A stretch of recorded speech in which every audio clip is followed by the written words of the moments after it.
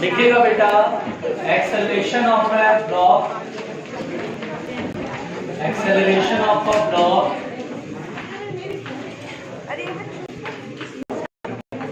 On inclined plane,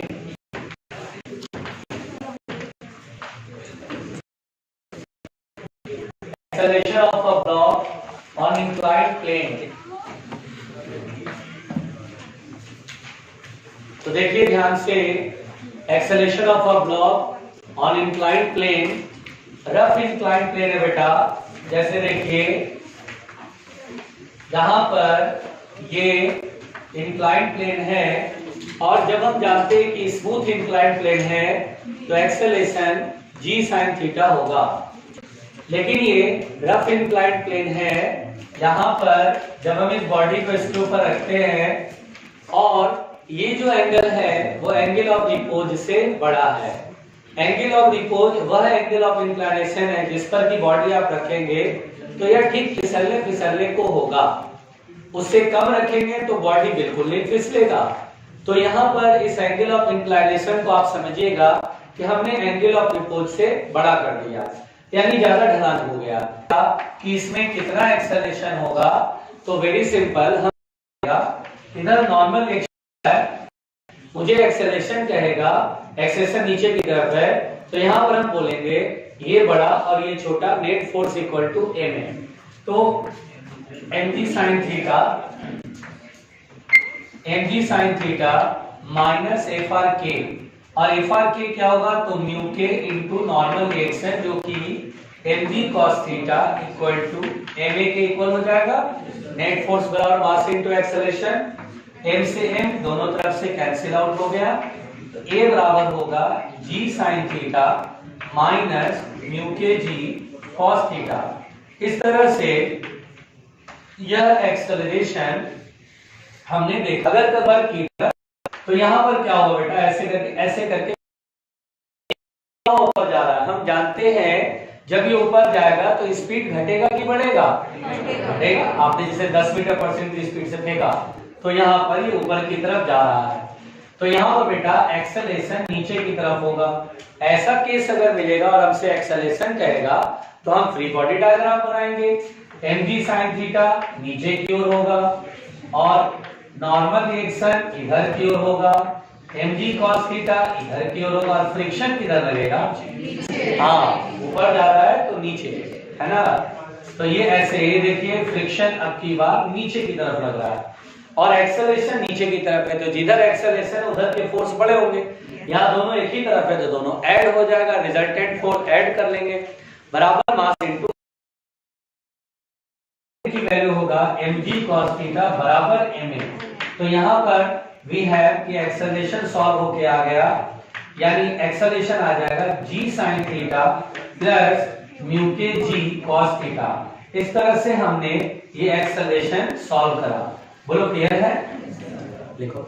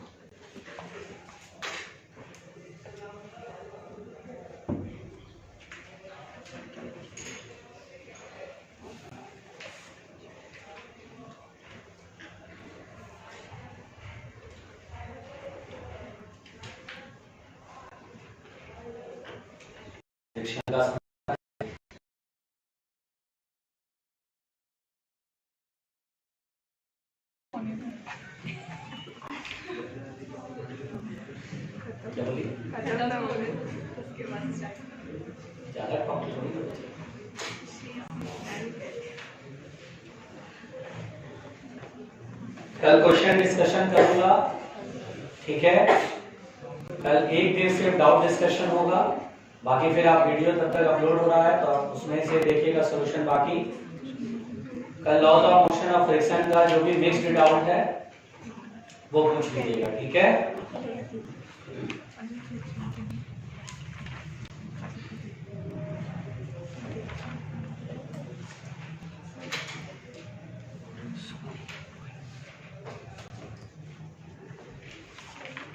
हो गया बेटा?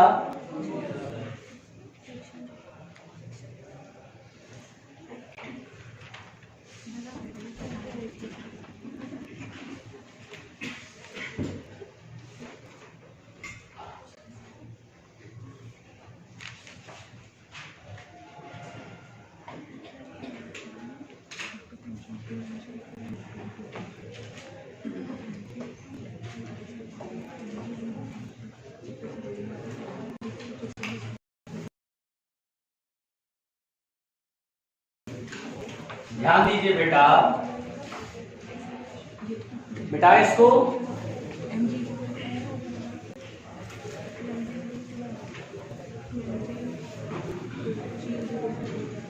देखिए, जैसे मान लीजिए इस टॉपिक पे अगर हम सवाल देखें तो ध्यान दीजिएगा, इस टॉपिक पे हम अगर सवाल देखें तो सवाल इस तरह का देखिए, मान लीजिए बॉडी यहां पर नीचे की ओर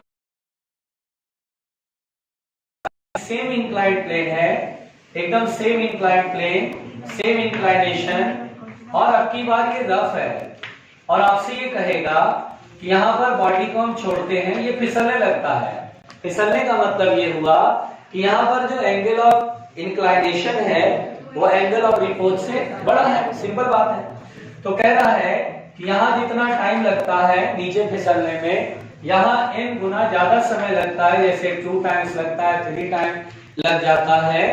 तो हमसे कह रहा है कि find the coefficient of friction, यानी बेटा इस इंक्लाइंड प्लेन में जो रफ सरफेस है ये वाला, इसका हमें कोएफिशिएंट ऑफ फ्रिक्शन को सॉल्व करना है। तो यहाँ पर हम कैसे सॉल्व करें? देखिए सेम लेंथ का, यानी जो डिस्टेंस ये है वही डिस्टेंस ये है, और यहाँ छोड़ रहे हैं इनिशियल स्पीड 0, तो यहाँ भी इनिशियल स्पीड क्या है? 0। तो मेरे दिमाग में ये आ रहा है कि मैं यहाँ पर s बराबर ut plus half d square लगाऊंगा, है ना, और यहाँ पर भी वही लगाऊंगा। लेकिन अब मुझे एक्सेलरेशन चाहिए होगा, तो हम जानते हैं कि स्मूथ इंक्लाइंड प्लेन पर acceleration is g sin theta. ठीक है, मान लीजिए थीटा की वैल्यू 45 कर लें, लेट अस सपोज हम 45 कर लेते हैं, 45 डिग्री दोनों में एंगल ऑफ इंक्लाइनेशन पकड़ के चलते हैं, ठीक है, ऐसा मान लेते हैं, आपको तो कॉन्सेप्ट सीखना है ना। अब ये एक्सेलरेशन पता है इसमें, तो क्यों ना पहले इसमें सेकंड इक्वेशन ऑफ मोशन लगा दें, s बराबर ut plus half d square. s u की value 0, half, acceleration is g sin 45 that is g by root 2 into t square, t time में पहुंचा। जब फिसल रहा है नीचे की g cos थीटा, ये वाला फार्मूला लिखेंगे, है ना। जब भी ऐसा हो कि बॉडी नीचे की ओर फिसल रहा हो और एक्सेलरेशन नीचे की तरफ हो, तो ये फॉर्म। अच्छा वैसे भी कॉमन सेंस लगाओ ना यार, एक्सेलरेशन नीचे की तरफ है तो mg sin थीटा नीचे होगा, फ्रिक्शन ऊपर होगा, तो mg sin थीटा में g sin थीटा आगे, फ्रिक्शन ऊपर है तो म्यू के g cos थीटा पीछे माइनस में। बोलो क्लियर? तो यहाँ पर एक्सेलरेशन निकल गया, तो s बराबर ut plus half d square half, और x half at square, a की वैल्यू रखा, टाइम रखना पड़ेगा, nt स्क्वायर है तो n स्क्वायर t स्क्वायर। अब मैं ऐसा करता हूं कि फर्स्ट और सेकंड इक्वेशन को इक्वेट कर देता हूं, क्योंकि ये भी s बराबर है और ये भी s बराबर है। तो यहां पर बेटा फर्स्ट और सेकंड इक्वेशन को इक्वेट करो तो half g by root 2 t square half, और यहां देखिए अगर आप थोड़ा सा समझदारी करते हैं तो h by g by root 2 और g बाय रूट 2 कॉमन हो जाएगा, तो g बाय रूट 2 कॉमन हो गया, 1 माइनस म्यू के into m square t square. अब काटा पीटी शुरू करते हैं, हाफ से हाफ, g बाय रूट 2 से g बाय रूट 2 और t स्क्वायर से t स्क्वायर। यहां हो गया 1 बराबर 1 माइनस म्यू के अपॉन n स्क्वायर। आ रहा समझ में? और n स्क्वायर इधर जाएगा तो 1 माइनस म्यू के बराबर हो गया 1 अपॉन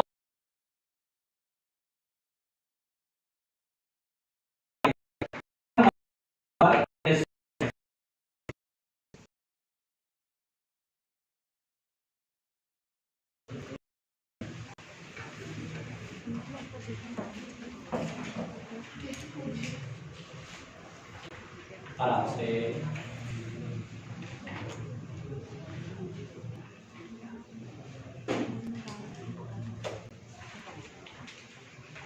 कोई दिक्कत तो नहीं है कहीं पे समझने में?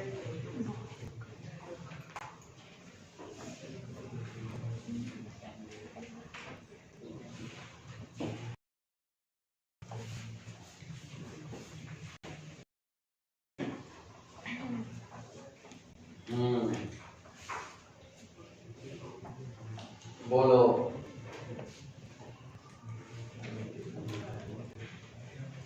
कैसा महसूस करते हो? डरा डरा फील हो रहा है?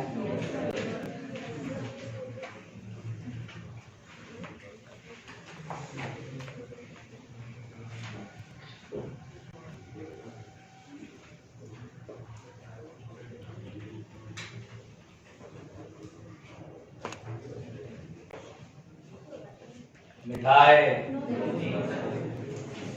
आराम आराम से लिखो बेटा, मिल गया, बहुत बढ़िया, बहुत सारा लिखने। पेन की आवाज नहीं है, मतलब पेन लाल पीला हरा आराम से पेन आवाज आराम से बोलो बेटा, बोलो। आज तुम्हें बोलना होगा। क्या? अरे क्या बात है, अरे क्या बात है, क्या बात है, अभी कराते हैं। क्या बात है,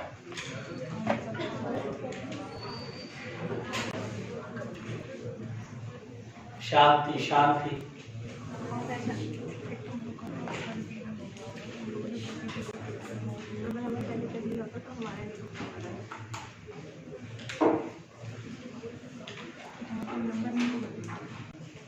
मिटाए एक तरफ तो मिटाने दो, इधर मिटा रहा हूं।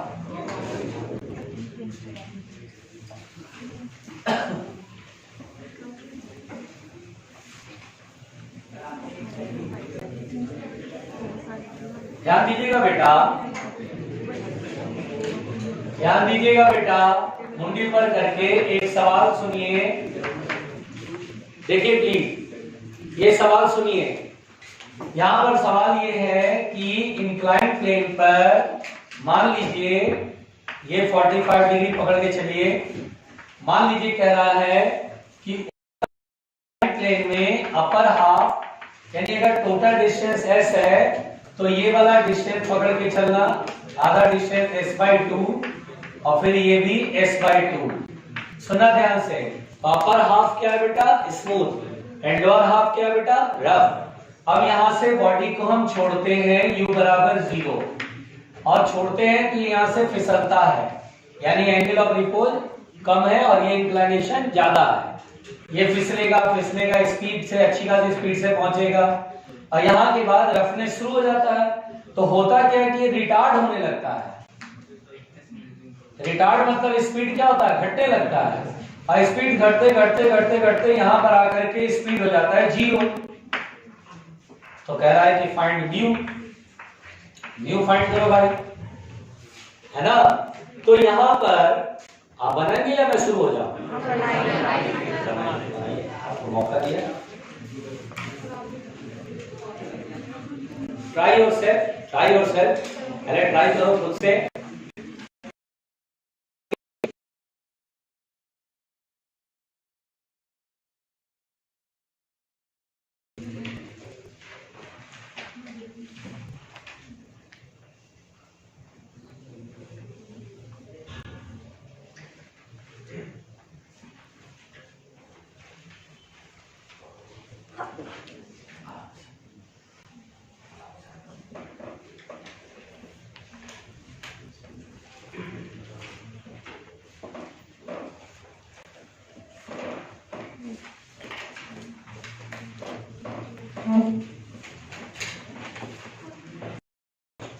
कर रहे हो ट्राई?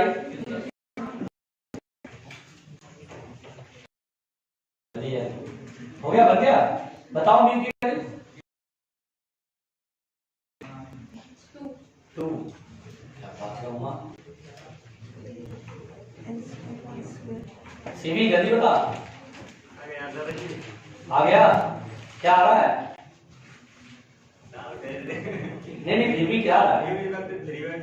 3/4।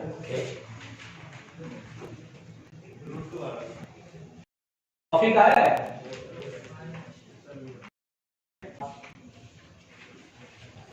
तुम बताओ।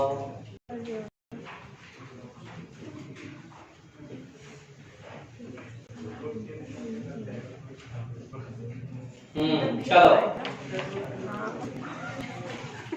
क्या हो, देखो देखो देखो, यहाँ पर ये यहाँ से फिसलता हुआ आएगा तो देयर इज सम स्पीड। पहले तो बेटा यहाँ पर स्पीड v है, जब ये स्मूथ सरफेस में बिल्कुल यहाँ पहुंचा, जहां के बाद अब शुरू हो जाएगा, यहाँ पर v है, यहाँ से आप पहले थर्ड इक्वेशन ऑफ मोशन लगाते हैं, एक्सेशन पता ना g sin theta, smooth surface पे तो g sin थीटा, तो v स्क्वायर बराबर u स्क्वायर में u0 2 a की वैल्यू g sin 45 है ना, अरे यार बताओ ना, की sin 45 की वैल्यू आ गया हमारे, ये यहां से फिसल रहा तो रिटार्ड हो रहा है, रिटार्डेशन में एक्सेलरेशन किधर होगा, ऊपर, तभी ना रुकेगा, और एक्सेलरेशन ऊपर है, तो सोच के देखो, फिसल नीचे रहा है, mg sin थीटा नीचे लगेगा, फ्रिक्शन ऊपर लगेगा, एक्सेलरेशन ऊपर है, सोच के देखो बच्चों, ये इंक्लाइन प्लेन है, जा नीचे रहा लेकिन एक्सेलरेशन ऊपर है, तो बताओ mg sin थीटा तो नीचे है और फ्रिक्शन किधर लगेगा इस पर, तो ये नीचे फिसल रहा है तो फ्रिक्शन किधर लगेगा, ऊपर। अब बताओ एक्सेलरेशन का फॉर्मूला जो पढ़े थे g sin theta minus g cos theta लगा दें, गलत हो जाएगा, एक्सेलरेशन ऊपर है, आपकी बार ये बड़ा ये छोटा है, नेट फोर्स में Fr की minus mg sin theta, Fr की ये आएगा डायरेक्ट। अरे यार बताओ, अब मुझे समझ में आ गया कि सर एक्सेलरेशन हम लोग g sin theta minus mu g cos theta नहीं करेंगे, बल्कि फ्रिक्शन बढ़ा है तो म्यू जी cos थीटा में से g sin थीटा घटाएंगे, तब वो a आएगा, आ गया एक्सेलरेशन। अब यहाँ पर हम बोलेंगे सर फाइनली यहाँ रुक गया है, तो यहाँ से यहाँ तक देखिए रफ सरफेस पे ये इनिशियल वेलोसिटी फाइनल वेलोसिटी 0 हो गया, डिस्टेंस कितना s/2, तो हम यहाँ पे थर्ड इक्वेशन लगाएंगे, final speed 0, initial v square minus करेंगे ना 2a into s/2, बोलो क्लियर है। अब a s इधर आएंगे और a की वैल्यू मेरे पास ये है, a की वैल्यू है म्यू के g cos, अच्छा 45 है ना, 1/√2 लिख दूं माइनस g sin 45 1/√2, समझ में आ रहा है। ये किसकी वैल्यू लिखा मैंने, a into s बराबर v स्क्वायर, पहले इक्वेशन से v स्क्वायर की वैल्यू कितना है, g(s/√2), तो g(s/√2), √2 दोनों तरफ से कॉमन, s से s कॉमन, g से g भी कैंसिल, क्या होगा म्यू के माइनस 1 बराबर 1, म्यू के बराबर नहीं आया।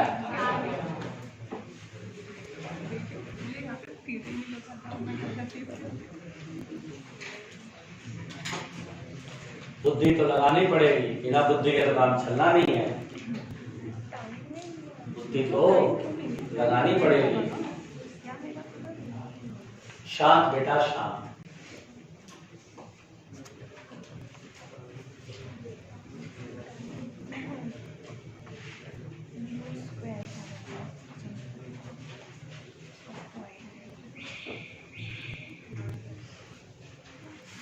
मिटाया जाए। ओ भाई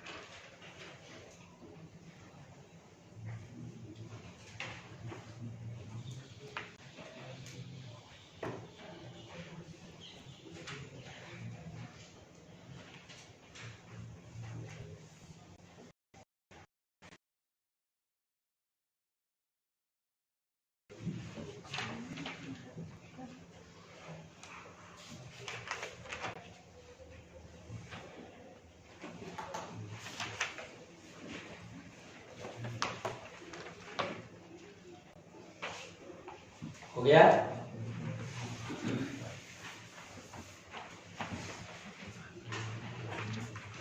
Minimum to move required,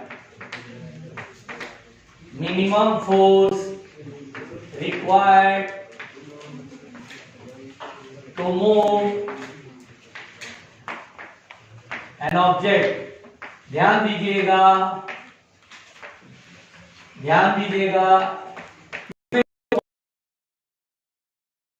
ध्यान से सुनते हैं बेटा, ध्यान से देखिए।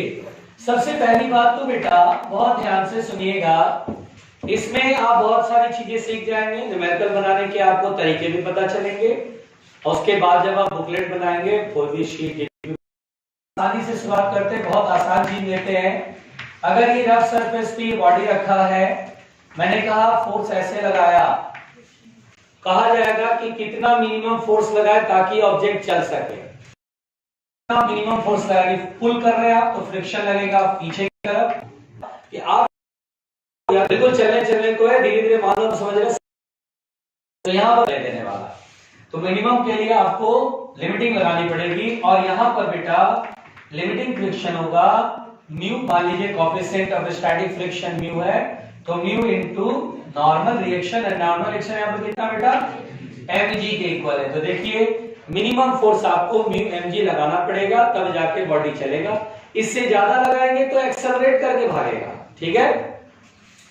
लेकिन एक बार चल काइनेटिक फ्रिक्शन बड़ा होता है, जैसे ये मान लीजिए ये बॉडी है, ऐसे नीचे नॉर्मल रिएक्शन ऊपर और मोशन होना है, तो मैं इस फोर्स का एक हॉरिजॉन्टल।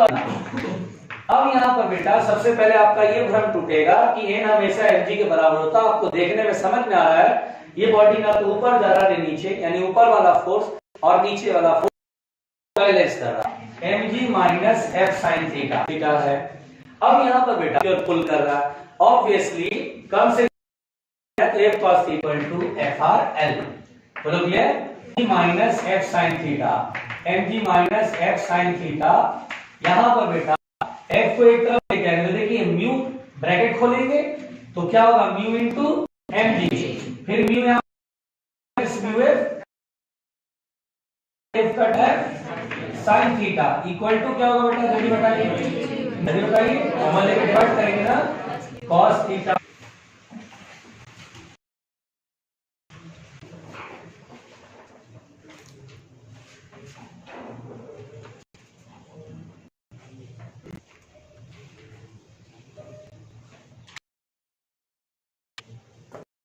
आगे वाले को डिस्टर्ब होता है, तो प्लीज यार आप अपना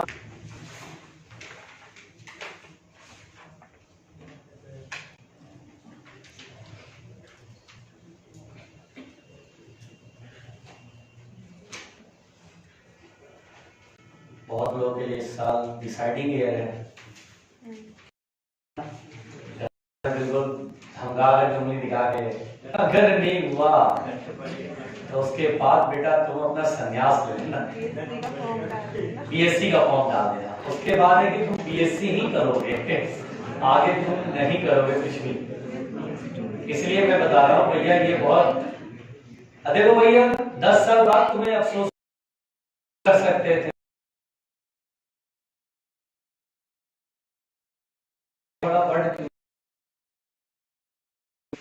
कैसे पूरी करेंगे।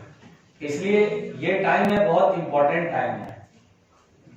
स्कूल डेज खत्म, सिंसियर होना है, ज्यादा मेहनत करनी है जम के।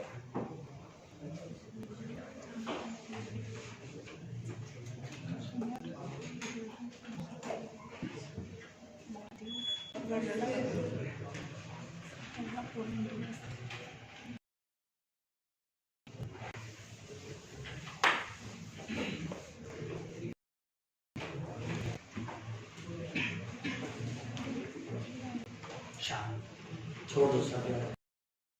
केमिस्ट्री इतना मतलब फिकर है कि भाई वो केमिस्ट्री कितना कहीं कौन है, प्लीज कौन है। फोर्स F इक्वल टू हमारे पास आया mu mg upon cos theta plus mu sin theta. ध्यान दीजिए पर इस चाहता हूं मैं सभी लोग कि 5 ट्रायंगल ऑफ फ्रिक्शन, क्या आपको पता है tan phi equal to mu s था? हो सकता है, रुकिए ध्यान से, के टर्म्स में हो, तो कितना है mu into M G upon से थीटा। अब बेटा अगर देखिए तो यहाँ से मल्टीप्लाई देखिए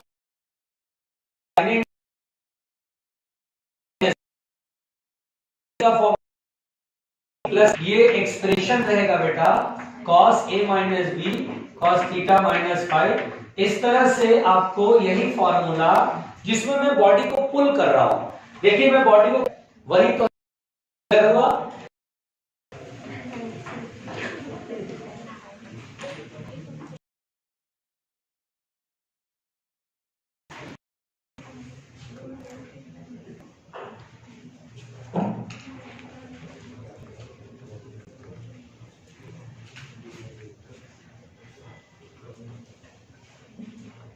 इधर की साइड में डालो सेकंड।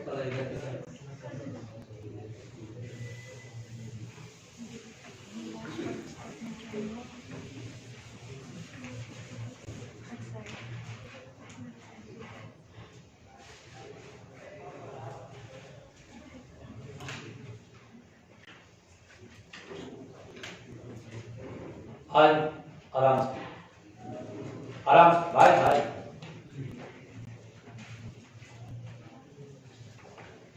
हो गया, लिख लिया बेटा, थोड़ा हाथ जल्दी जल्दी चल।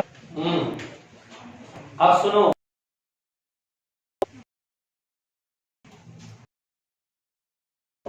एक प्रश्न और आता है, आएगा तो फिर तुरंत याद आएगा कि हाँ कुछ तो बताया था सर ने यहाँ पे।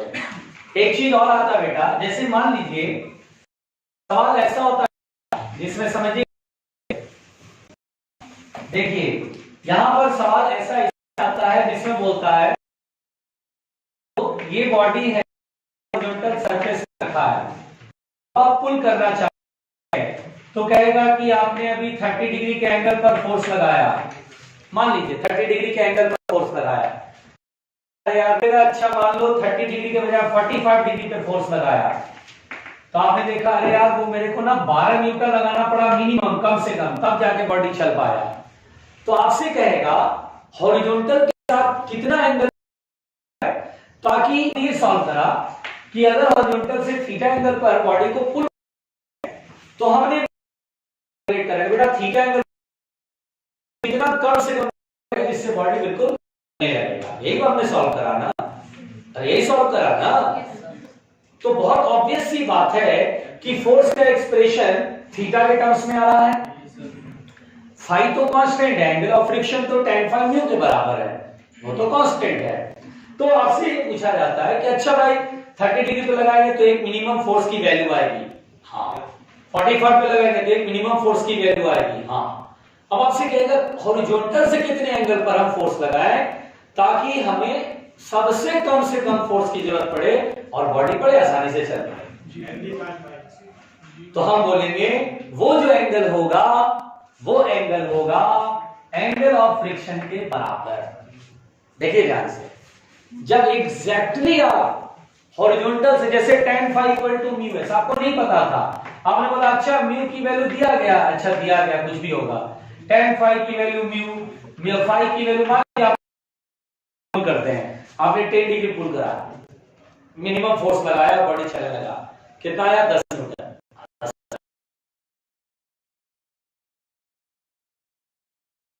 और जैसे ही तुम 30 डिग्री पे लगाओगे तो सबसे कम फोर्स लगाना पड़ेगा, 5 न्यूटन में बॉडी चल पड़ेगा, अरे 5 ही नहीं चल पड़ा, 30 से ऊपर करोगे तो फिर बढ़ने लगेगा फोर्स। तो यानी अगर कभी एंगल पूछा जाएगा कि हम किस एंगल पर बॉडी पर फोर्स लगाए हॉरिजॉन्टल के साथ ताकि बहुत ही कम फोर्स की जरूरत पड़े, तो हम बोलेंगे वो एंगल फाई के बराबर होगा। कैसे?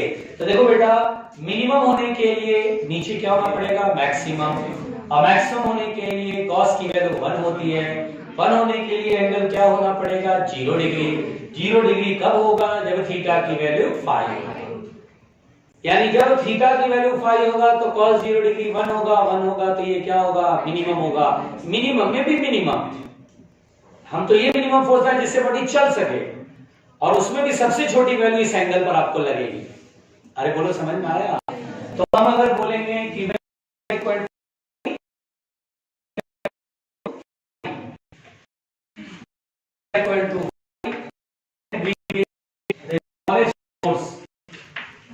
then we get smallest force. ठीक है, अच्छा बताओ, एक मिनट बोलेगा अच्छा भाई कितने एंगल पर हम एंगल लगाए फोर्स ताकि हमें बहुत ही कम फोर्स दे। बताओ आप क्या बोलेंगे? 5 एंगल पे लगा, एंगल ऑफ फ्रिक्शन पे लगा। तो बोलेंगे यार देखो ये 1 कर लो, ये क्या कर लो 1, ए बराबर क्या होगा mg sin फाई। तो that minimum force will be mg sin phi. mg what is phi बेटा? What is phi? Angle of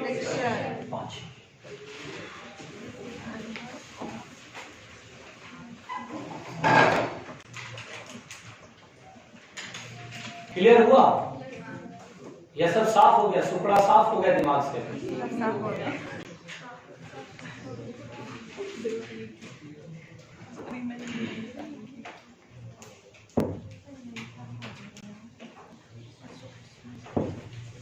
इधर मिटा रहा हूं ना।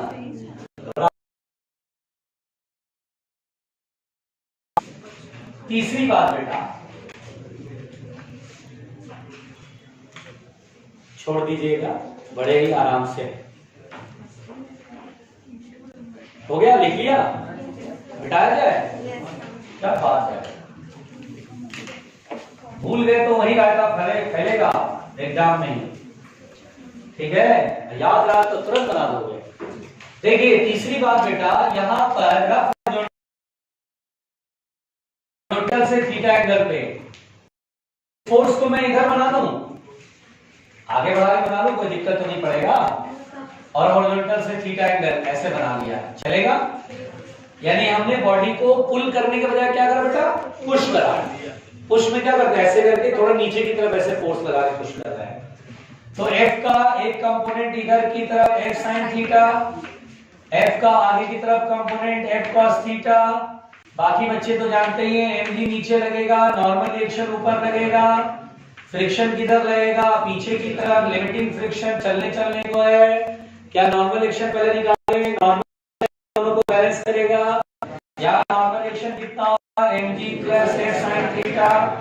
यहाँ पर जितना फोर्स आगे उतना फोर्स पीछे, F cos थीटा FRL को बैलेंस करेगा। F cos थीटा FRL जो कि म्यू n के बराबर होगा। Normal reaction mg plus F sin theta की इक्वल है। म्यू को ब्रैकेट को खोलेंगे म्यू mg और म्यू F sin थीटा इधर आएगा तो माइनस में F बराबर डायरेक्ट लिख देते हैं mu mg upon cos theta minus mu sin theta. कुछ लोग घबरा गए। अच्छा बेटा, क्या म्यू को मैं tan फाई लिख सकता हूँ एंगल ऑफ फ्रिक्शन के टर्म में? देखो मैं डायरेक्ट मार रहा हूँ, लिख रहा हूँ mg sin फाई। पता है ना आपको cos फाई कट जाएगा। और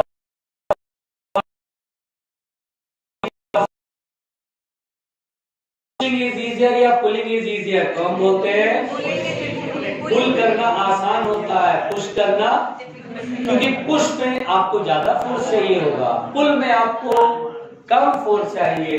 अच्छा देखो ना, अगर आपके पास कॉमन सेंस है तो अगर आपके पास कॉमन सेंस है, अच्छा दिमाग लगाओ, अरे फील करो यार, कितना लिखते हो, छोड़ दो, बहुत हो गया लिख दिया, बचपन से लिख रहे हैं, अब क्या लिखें? अब तो समझेंगे तब लिखेंगे। अच्छा बेटे, ये बॉडी को मैं ऐसे पुल कर रहा हूं तो ऐसा फील हो रहा है कि सर जब फोर्स ऐसे लगाते हो इसका एक कंपोनेंट ऊपर लगता है, जिसकी वजह से धरती को थोड़ा कम दबाएगा, नॉर्मल रिएक्शन कम लगेगा। अभी वेट से दबा रहा था, ऊपर पुल करोगे धरती को कम दबा, सरफेस को कम पुश करेगा, नॉर्मल रिएक्शन कम होगा। नॉर्मल रिएक्शन कम होगा तो फ्रिक्शन की वैल्यू हो जाती है म्यू एन। फ्रिक्शन की वैल्यू क्या होती है? Mu N. एन कम होगा तो फ्रिक्शन का वैल्यू कम हो जाएगा।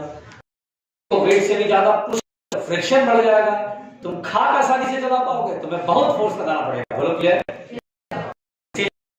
पुल करना आसान होता है पुश करने से। बोलो क्लियर? किशन भी तुमको समझ में आया? खाक समझ में आया? तुम तो बाहर थे।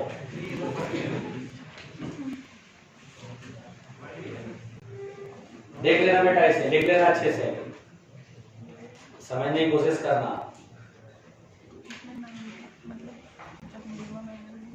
थोड़ा जल्दी कृपया।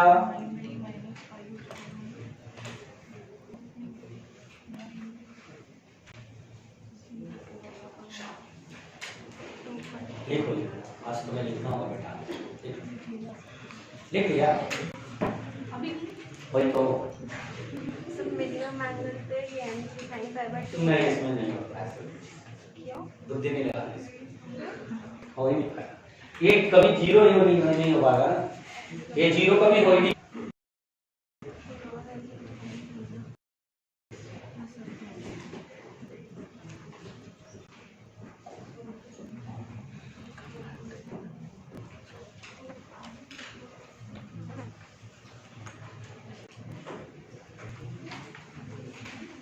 पढ़े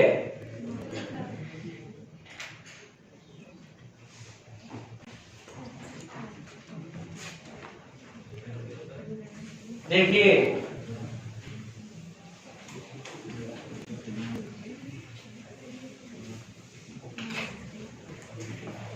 प्यारे बच्चों, प्यारे, अच्छा बेटा मान लो इधर ध्यान, अब यहां पर बेटा ये कैपिटल एम है, अब इसको इस सरफेस को स्मूथ मान लेता हूं। देखिए ये स्मूथ है, यहाँ पे फ्रिक्शन नहीं लगेगा, लेकिन दोनों ब्लॉक का सरफेस जहां पे कांटेक्ट में और रफनेस है तो वहां फ्रिक्शन लगेगा। अब कह रहा है जब हम फोर्स लगाएंगे ऐसे तो मिनिमम फोर्स कितना चाहिए required to move an object, इस ऑब्जेक्ट को चलाने के लिए अप्लाई करने का ध्यान से to which blocks remain at rest, यानी मिनिमम मतलब ये मिनिमम कितना ताकि चल पड़े और मैक्सिमम कदम तक बिल्कुल रुका हुआ रहे, ऐसा समझ के चलना, दोनों एक ही बात है बेटा। हम मिनिमम कितना लगाए जिससे चले या मैक्सिमम कहां तक कितना तक लगाए जिससे कि ना चले, जब तक कि ना चले, तो दोनों बात एक ही हुआ। ये बाउंड्री लाइन इसके अंदर हिंदुस्तान है, उसको उधर पाकिस्तान है, तो वह बाउंड्री मैक्सिमम जहां तक हिंदुस्तान है या वह मिनिमम जहां तक पाकिस्तान है, ऐसे बोलते हैं। उसी तरह से कि वह मैक्सिमम जिस तक ये रुका रहे या वह मिनिमम जिसके बाद चल पड़े। बोलो बात समझ में आई? दोनों प्रश्न एक ही होते हैं ना, कभी भी एक ब्लॉक किया, अब तो जयराम जी की, अब तो बस ठीक है। तो यहां पर बेटा, यहां पर बहुत सिंपल सी बात आपको सिखा रहा हूं कि सबसे पहली बात कि अगर एक ब्लॉक के ऊपर सोचनी है कि फ्रिक्शन की डायरेक्शन दिखा लो पहले, तो सोचिए जिस पे फोर्स लगा उसको देखिए, फोर्स इसको लगा, पुल इसको कर रहे हैं, तो जाना तो ये चाहेगा ना।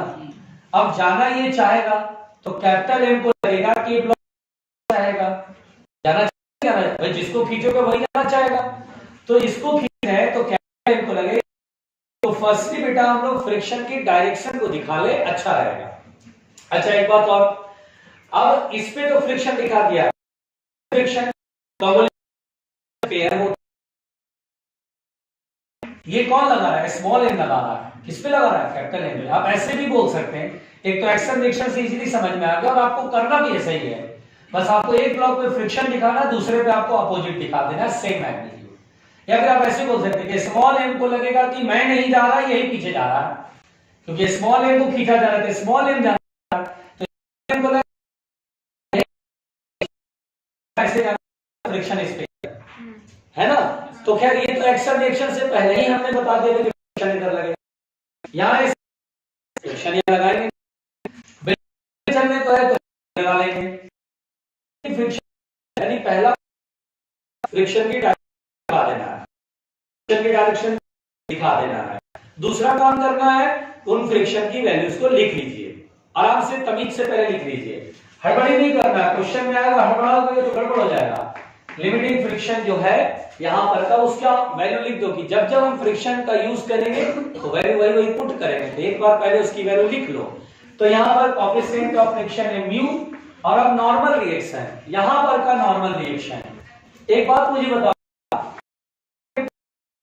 तो इस ग्राउंड पर, धरती पर दोनों का वजन लगता ना, दोनों मिलकर पुश करता है इस ग्राउंड को m प्लस mg से, तो यहां पर जो नॉर्मल रिएक्शन पूछता अगर, तो यहां पर का normal reaction m plus mg के बराबर होता। यहां पर नॉर्मल रिएक्शन कह रहा है, तो यहां पर नॉर्मल रिएक्शन में स्मॉल m का वेट लग रहा है ना, यहां पर इसके लिए स्मॉल m के लिए धरती ये हो गई, कैपिटल M का ऊपर वाला सरफेस के लिए धरती है, उसको दबाएगा mg से, तो नॉर्मल रिएक्शन। इस पॉइंट पर क्या मेरा वजन लग रहा है क्या? नहीं, भाई, एम के माथे पे स्मॉल एम लगा रखा हुआ है, स्मॉल एम का जो वजन होगा एम का वेट ऐसे mg, तो नॉर्मल दो काम करना। फिर क्या करना है, फ्रिक्शन की, दूसरा काम क्या करना है, फ्रिक्शन की वैल्यू लिख लीजिए भाई, कि ताकि आप बार बार हम अलग अलग थोड़े, एक बार वैल्यू देख लिया उसी वैल्यू को बार बार पुट करते रहे। बोलो क्लियर। अब सोचिए बेटा, अब यहां पर हमसे कह रहा है, देखिए ध्यान से, जब आप पुल करेंगे तो ये टाइट भी तो हो जाएगी, रस्सी टाइट भी तो हो जाएगी। अरे भाई बोलो, रस्सी टाइट होगी, जैसे आगे बढ़ना चाहिए रस्सी टाइट हो जाएगी।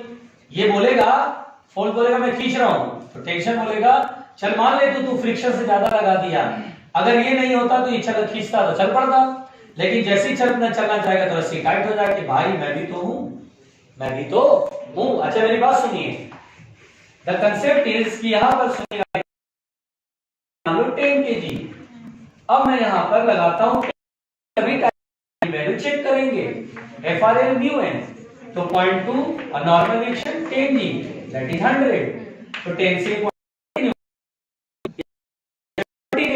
लगा देख रहे हैं ये ब्लॉक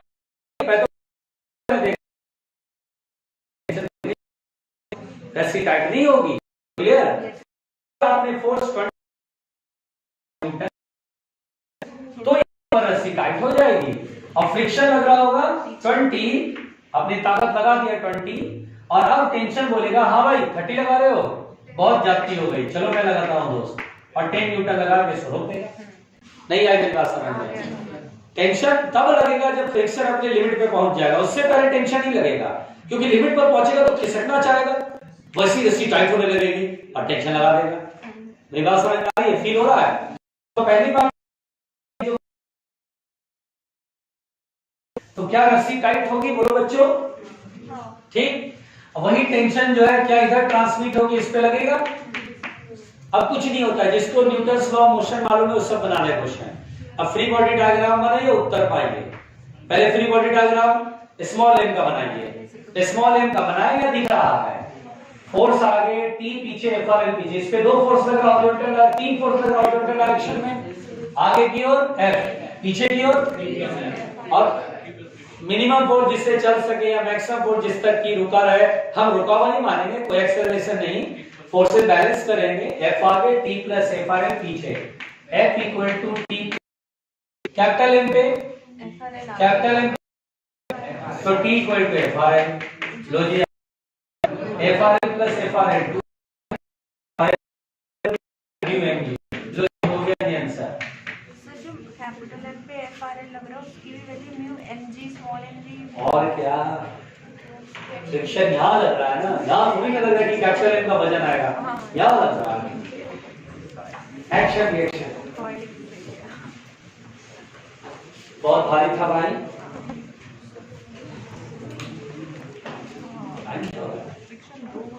अरे टाइम तो बस बहुत सही से करा तुम लोग, कुछ सीखने को मिला। अरे पहले कुछ बोलते ही नहीं, बोलता सीखे ही नहीं तो बोले क्या, पहले तो सीखे तब तो।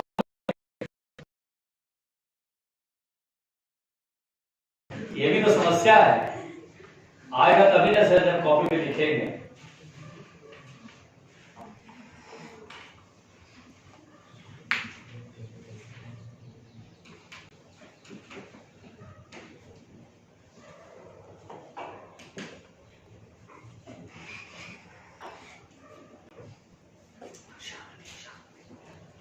नीचे भी रब कर दीजिए स्मूथ सरफेस को। क्या करो निकल गया नहीं मतलब नीचे भी अगर हम रफ सरफेस लें तो हाँ हाँ अरे क्या शांति बच्चों शांति, बुरा वक्त है 15 मिनट में गुजरेगा।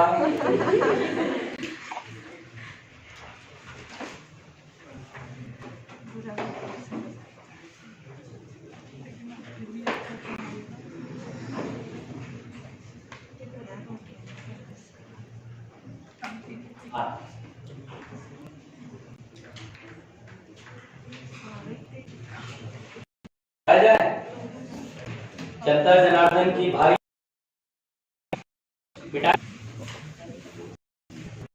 ऊपर कर तरीका सिखाया है उस तरीके से चलोगे, कभी भी दो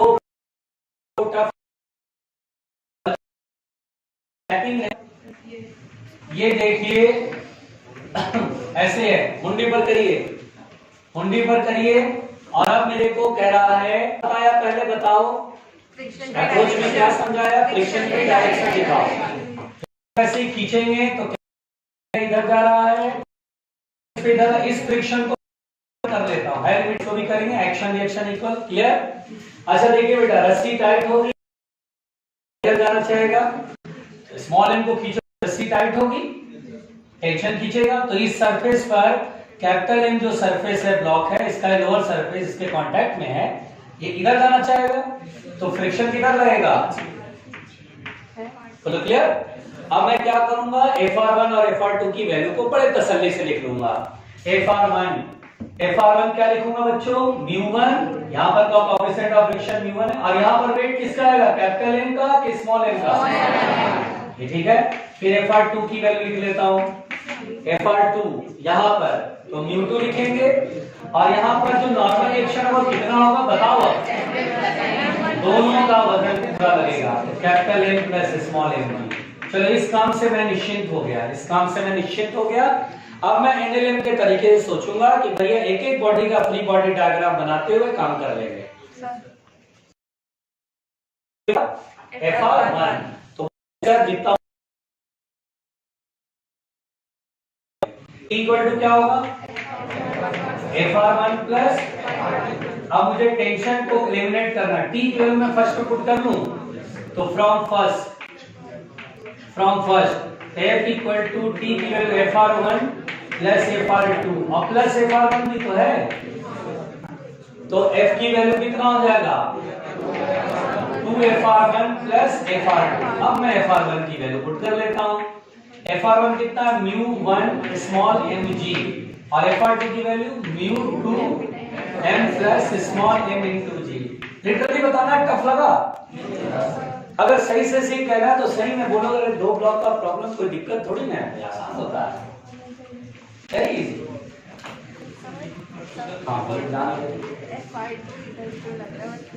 अच्छा एक बात और, जब तुम रस्सी खींचोगे तो सॉरी ब्लॉक को खींचोगे, रस्सी टाइट होगा, रस्सी से बंध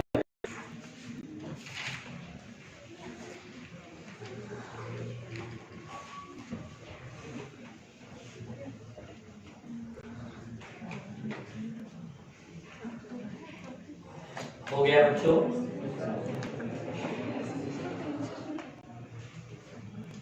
फास्टली लिखिए,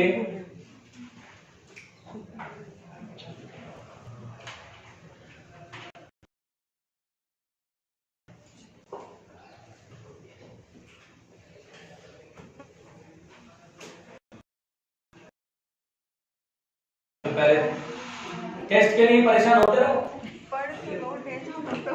टेस्ट शुरू हो रही है ना फरवरी से, इधर जो संडे टेस्ट जो है वो शायद इस संडे भी गैप है क्योंकि एक्स्ट्रा क्लासेस लगानी है ना जिसकी, क्रिसमस की छुट्टी, क्रिसमस की 31 के आखिरी दिन है।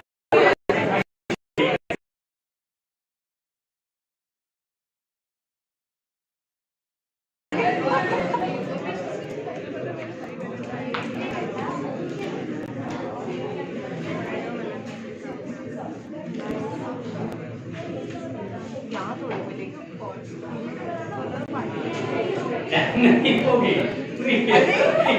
इस आसरे में की छुट्टी होगी, या एक दिन भारी पड़ रहा है मेरे ऊपर, अरे क्यों, 1 तारीख वाली होगी बस, 1 तारीख में देखो। अब मैं नहीं चाहता भाई, उम्मीद जता रहा हूँ क्योंकि मुझे छुट्टी चाहिए 1 तारीख वाली, लेकिन पता चला कि ऊपर से आदेश आया संसद से कि भाई कोई छुट्टी नहीं है, सभी छुट्टियां रद्द की जाती है, रद्द होगी फिर तो मैं आऊंगा पढ़ाऊंगा, दिहाड़ी को कर पाएगा। हाँ भाई देखिए,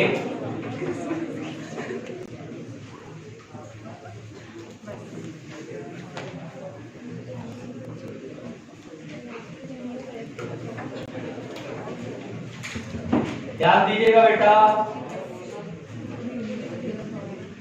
अच्छा देखिए, एक ब्लॉक के ऊपर दूसरा ब्लॉक, यहां पर कोएफिशिएंट ऑफ फ्रिक्शन μ1 वह मिनिमम फोर्स जिस तक की दोनों साथ साथ चले, या वह मैक्सिमम फोर्स जिस तक की दोनों साथ साथ चले उसके बाद अलग हो जाए। एक ही बात है ना, कहे कि मिनिमम फोर्स जिस तक दोनों, मतलब वह मिनिमम फोर्स जिसके बाद वो दोनों अलग अलग चले, और वह मैक्सिमम फोर्स जिस तक की दोनों साथ साथ चले। नहीं समझना? हाँ मुझे मालूम था, मुझे मालूम था यही होगा। Maximum force up to which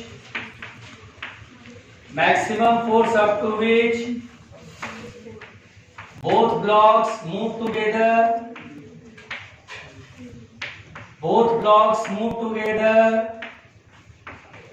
या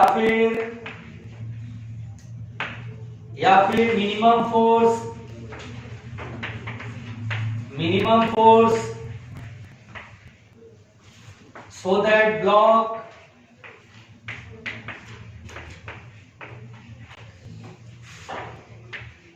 separately moves।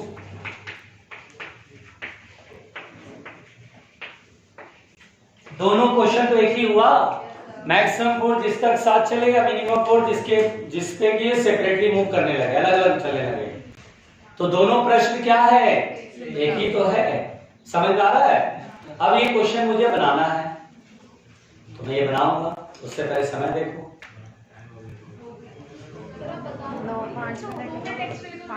5 मिनट में तो मैं ये निपटा दूंगा, 5 मिनट में मैं ही निपटा दूंगा, लेकिन आप नहीं समझ पाएंगे। अच्छा, मेरे जो अप्रोच है उस अप्रोच से चलिए, क्वेश्चन तुरंत समझ में आएगा। अप्रोच क्या बताया बेटा? एक ब्लॉक के ऊपर दूसरा ब्लॉक रखा रहेगा तो क्या करेंगे, पहले फ्रिक्शन की डायरेक्शन को दिखाएंगे। चलिए, खींच इसको रहे हैं तो अब सोचो, यहां पर फ्रिक्शन की डायरेक्शन दिखा दिया, यहां देखें तो स्मॉल एम बोलेगा भैया तुमको खींचा जा रहा है, तुम ही आगे जाना चाह रहे हो, हमको तो मतलब ही नहीं था, तुम ही को खींचा गया, तुम ही जाओगे। तो स्मॉल एम बोलेगा कि कैपिटल एम आगे जाना चाह रहा है, तो फ्रिक्शन किधर रहेगा, कैपिटल एम पर फ्रिक्शन पीछे रहेगा। अब देखना, स्मॉल एम बोलेगा कैपिटल एम इधर जाना चाह रहा, तो ऑब्वियस सी बात है रिलेटिव मोशन का अपोज करेगा। स्मॉल एम बोलेगा इधर जाना चाहे तो फ्रिक्शन इधर लगा के रखेगा कि भाई रुक जाओ, और एक्शन का रिएक्शन इस स्मॉल एम पे इधर लग जाएगा। बोलो क्लियर? क्या हमने फ्रिक्शन की दिशाओं को, डायरेक्शंस को सही से दिखा दिया? अरे कोई दिक्कत है क्या? कुछ गड़बड़ तो नहीं करा बेटा? तो गड़बड़ करेंगे तो पूरा ही रास्ता फैलेगा, और मुझे लग रहा है एक जगह गड़बड़ हो गया है। अब आप पहचानो गड़बड़ी कहाँ है। और अभी तो हाँ तुमने पहचान लिया, तुम बोलना नहीं, तुम बोल देंगे तो सब समझ जाएंगे।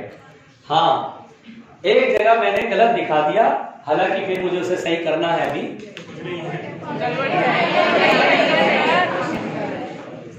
परफेक्ट है। अब तुम बोलो,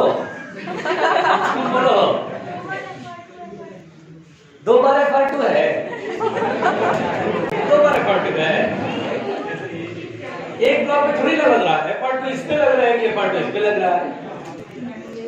तुमने सुना था एक्शन रिएक्शन, थप्पड़ मारते हैं तो गाल पे जितना लगता है उतना हाथ पे भी लगता है,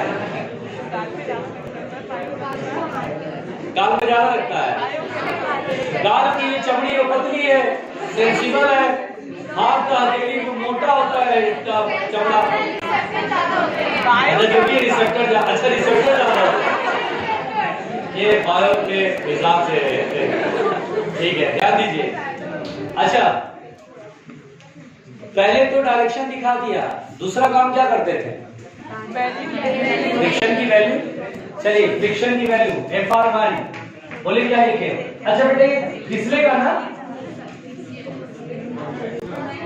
अरे फिसलेगा, अरे क्यों नहीं फिसलेगा, क्यों नहीं फिसलेगा?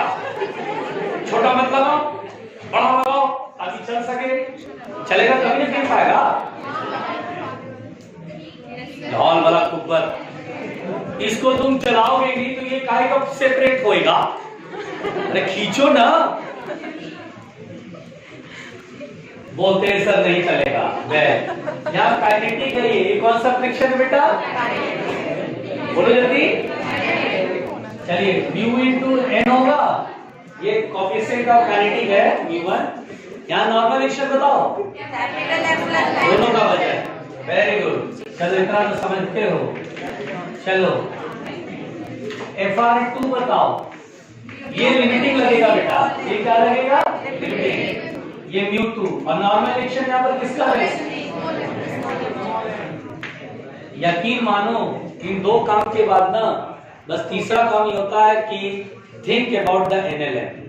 अच्छा, ये पूरा सिस्टम एक्सेलरेट कर रहा है जो कि फोर्स लगा के पुल कर रहे हो, ठीक है। इस मेथड में सिस्टम नाम देते हैं, system method m plus m। तो क्या कहलाएगा? ये छोटा, देखो NLM लगा रहे हैं f माइनस f। अब हम दूसरा इक्वेशन के लिए किसी एक बॉडी का फ्री बॉडी डायग्राम बना लेंगे, आइदर इसका जिसपे कम फोर्स लग रहा वही बनाया जाए तो अच्छा रहेगा। बोलो नहीं आया बड़ा। अब ये बड़ा इसमें 3 फोर्सेज है, तुम्हें ज्यादा शौक है, तुम शौकीन हो तो करते रहो। और अगर छोटा, ये देखो इस पे केवल एक ही फोर्स लग रहा है तो इसी का बना लेते हैं। बोलो नहीं आया? किसका बनाना पसंद करोगे free body diagram? Small M का। कैपिटल एम का क्यों नहीं पसंद कर रहे हो भाई? अब बहुत सारे फोर्सेज लग रहे हैं, तुमको लिखने का शौक है तो लगते रहो, कौन मना कर रहा है। तो हम स्मॉल एम का फ्री बॉडी डायग्राम बनाएंगे। एक्सेलरेशन आगे FR1 भी फ्रिक्शन का फोर्स, इसी फोर्स जैसे एक्सेलरेशन है। F बराबर ma, FR2 FR1 sorry FR2 बराबर ma। बताओ प्यारे बच्चों, अब एक बात मुझे समझाओ, मुझे निकालना है F और A को हटाना होगा, तो A की वैल्यू सेकंड इक्वेशन से निकाल के फर्स्ट पुट कर ले। तो A बराबर कितना होगा? FR2 upon m। FR2 की वैल्यू कितना है? म्यू2 mg रख देते हैं ना, म्यू2 mg अपॉन m। m से m घटा, अरे A की वैल्यू निकल के आ गया म्यू2 जी। अब तो मैं इसको उठा करके ना पहले इक्वेशन में पुट करूंगा और F निकाल लूंगा। ज्यादा कष्ट लगा? सही देखा जाए तो कोई कष्ट नहीं है, बस तरीका मेथड समझ में आना चाहिए। बोलो क्लियर? ओके बेटा, बाकी बातें करते हैं। चैप्टर ऑलमोस्ट फिनिश हो गया, सवाल और कराना है, 2-4 और सवाल कराना है। अरे चिंता क्या करते हो भाई, कल तुम देखो।